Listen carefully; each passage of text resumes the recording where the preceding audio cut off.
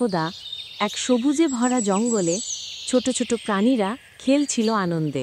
হঠাৎ সেখানে হাজির হলো এক দুষ্টু বাঘ।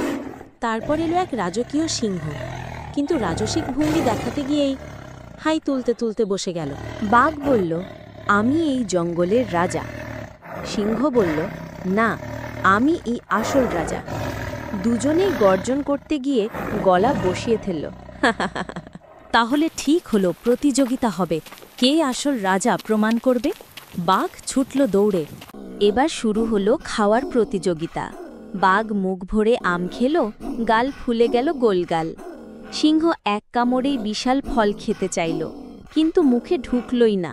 ঠিক তখনই এলো এক দুষ্টু বানর, বাঁশি বাজিয়ে বলল, এভাবে রাজা হওয়া যায় না। তারপর ধপ ধপ করে দুজনের মাথায় ফল ছুঁড়ে মারল। বাঘ আর সিংহ একে অপরের দিকে তাকিয়ে হেসে উঠল।